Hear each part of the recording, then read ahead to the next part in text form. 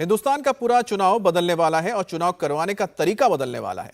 एक ऐसी रिपोर्ट देश के राष्ट्रपति को सौंपी गई है जिसके हिसाब से देश में एक साथ चुनाव होंगे।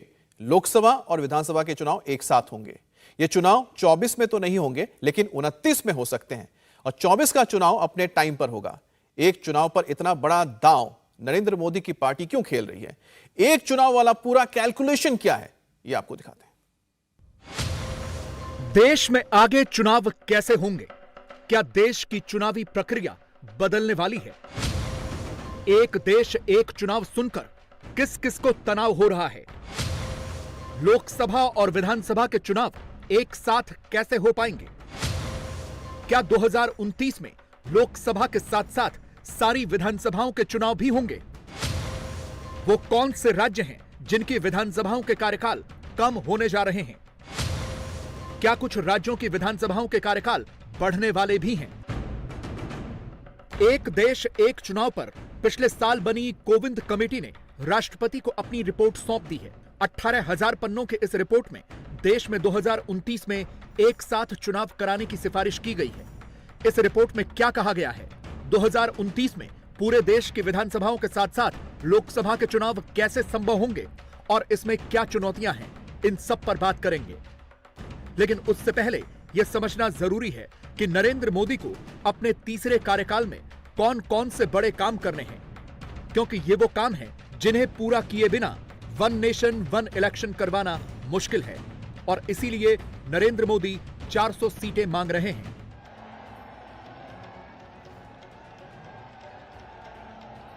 अब की बार 400 पार, अब की बार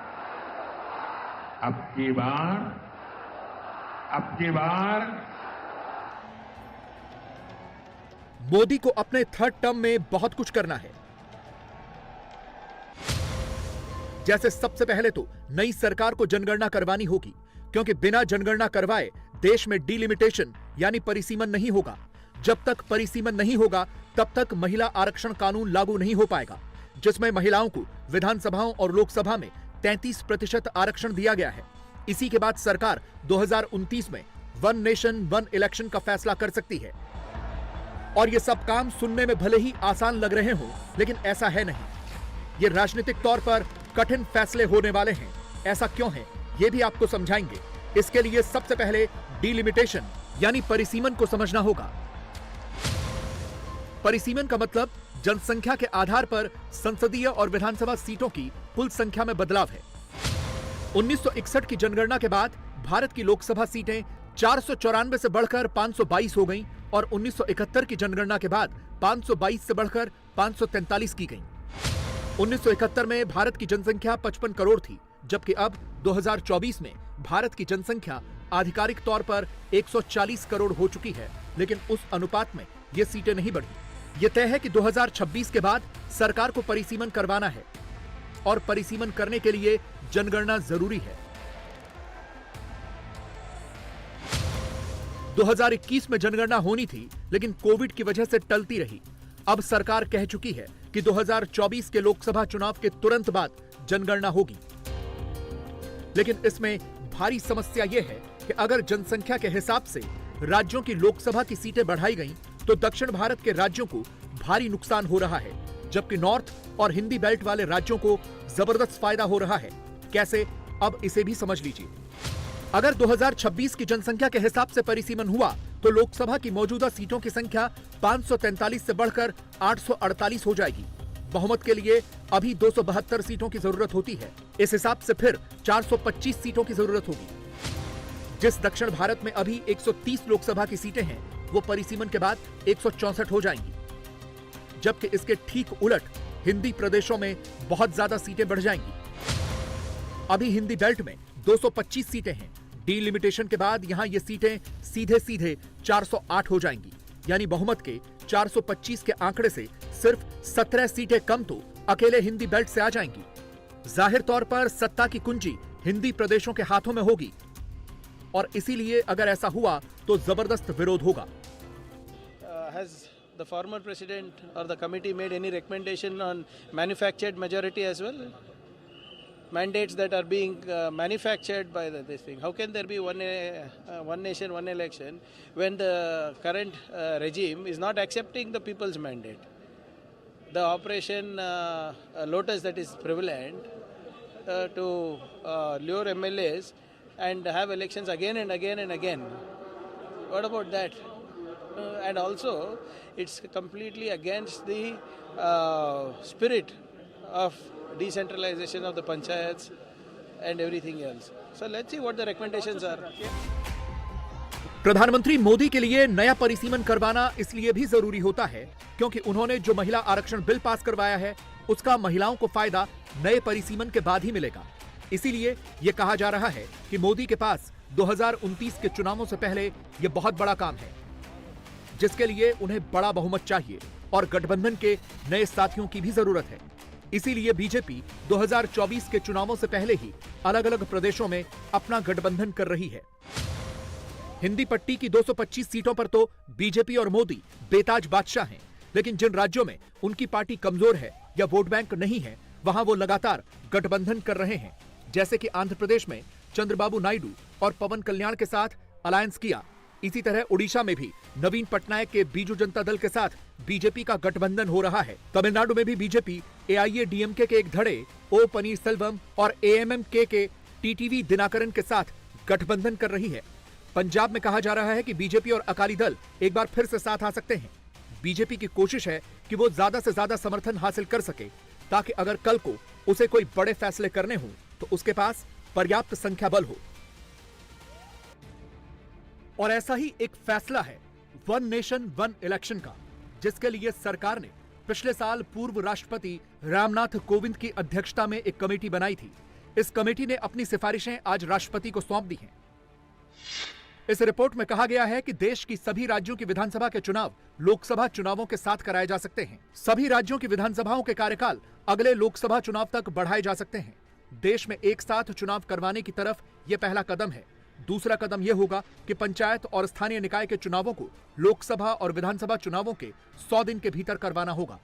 यह कहा जा रहा है कि अगर 2024 के चुनावों के बाद बनी नई सरकार कोविंद कमेटी की सिफारिशों को स्वीकार करती है और तुरंत प्रक्रिया शुरू कर देती है तो देश में पहला एक साथ चुनाव 2029 के लोकसभा चुनावों के साथ हो सकता है। इस दौरान जिन भी राज्यों में जून 2024 से मई 2029 के बीच में चुनाव होने हैं, उनका कार्यकाल 18वीं लोकसभा के साथ ही खत्म हो जाएगा। कुछ राज्य सरकारों का कार्यकाल 5 साल के कम वक्त में खत्म हो जाएगा, लेकिन ऐसा सिर्फ एक बार होगा और उसके बाद वो राज्य भी इस एक साथ चुनाव वाली प्रक्रिया में शामिल हो जाएंगे। अब देखिए कि किन किन राज्यों में यह समस्या आ सकती है। बड़े राज्यों में पश्चिम बंगाल और तमिलनाडु में 2026 में चुनाव होने हैं। इसी तरह से पंजाब, उत्तराखंड और उत्तर प्रदेश में 2027 में चुनाव होने हैं। कर्नाटक, छत्तीसगढ़, तेलंगाना, मध्य प्रदेश और राजस्थान में 2028 में चुनाव होने हैं।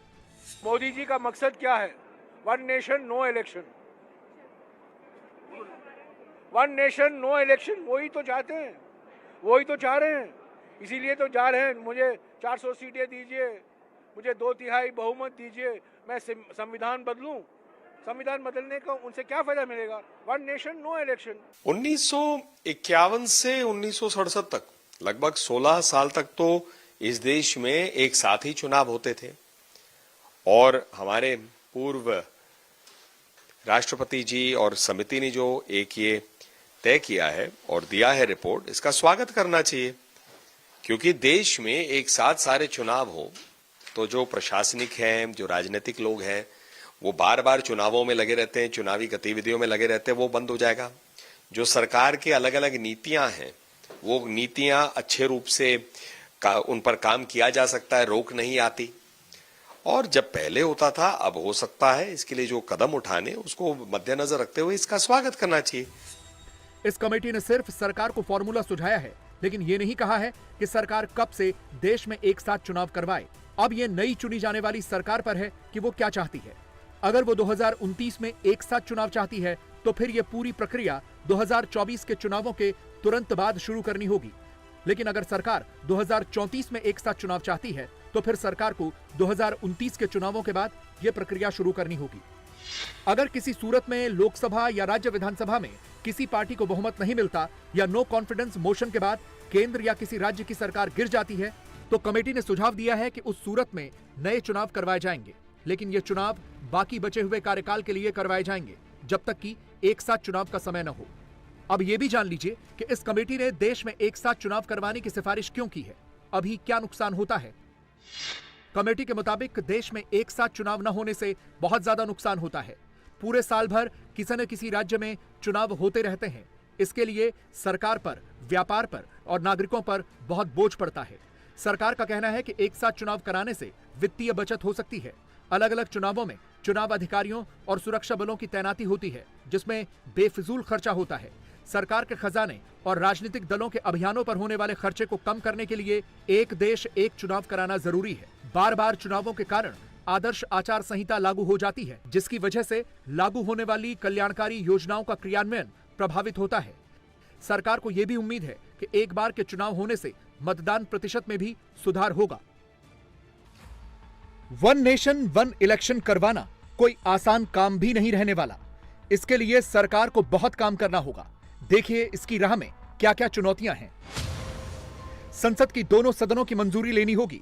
देश की 50% राज्यों की असेंबली से इसे पास करवाना होगा। जन प्रतिनिधित्व कानून में संशोधन करने होंगे और सबसे बड़ा चैलेंज तो यह होगा कि इसके लिए राजनीतिक दलों में सहमति बनानी होगी। कोविंद कमेटी ने वन नेशन वन इलेक्शन पर देश की 62 पॉलिटिकल पार्टी से राय मांगी थी। 47 पार्टियों ने अपना जवाब भेजा। इनमें से 32 इस पक्ष में हैं, जबकि 15 पार्टियों ने इसका विरोध किया है। 6 नेशनल पार्टीज में सिर्फ 2 बीजेपी और नेशनल पीपल्स पार्टी ने इसका समर्थन किया, जबकि 4 पार्टियां कांग्रेस, आम आदमी पार्टी, बहुजन समाज पार्टी और सीपीएम इसके विरोध में है। As a political party, our party does not agree with the one nation, one election proposal. We submitted our views to the Law Commission. We submitted our views to the high-level committee headed by Mr. Kovind. We do not agree with that proposal. And it is not practical in a country like ours, where we have elected state governments, elected parliament, and the constitution defines what is the tenure of assembly, what is the tenure of Lok Sabha, and if the government loses its majority or no confidence motion is passed or government is dismissed at state level. So what happens? So simultaneous elections are not possible. 100 smart city का नारा था, लेकिन आज कौन सी smart city हुई है देश के अंदर, ये बताए। बुलेट ट्रेन का नारा था, क्या क्या नारे थे। अब एक वन रैंक वन पेंशन का भी नारा है। काला धन विदेशों से लाने का नारा था, काला धन विदेशों से तो आया नहीं, लेकिन जिन राजनेताओं के पास विदेशों में काला धन पकड़ा गया, उन राजनेताओं को बीजेपी लेके आगे नारा बदल देते हैं। ये अब ये वन नेशन वन पोल की बात कर रहे हैं, ये नारों की बात है। धरातल पे 10 साल में इन्होंने कुछ नहीं किया। आज इस बात को लेकर देश की जनता में और हमारे प्रदेश की जनता में रोष है। क्षेत्रीय दलों का तर्क यह है कि अगर एक साथ चुनाव हो गए तो उनके चांसेस कम हो जाएंगे, क्योंकि उनके पास चुनाव लड़ने के लिए नेशनल पार्टीज के जितने साधन नहीं हैं। असल में क्षेत्रीय पार्टियों को लग रहा है कि लोकसभा चुनावों के साथ ही अगर विधानसभा के चुनाव भी हो गए तो केंद्र सरकार में शामिल पार्टियों को सीधा फायदा होगा। इसीलिए वो विरोध कर रहे हैं।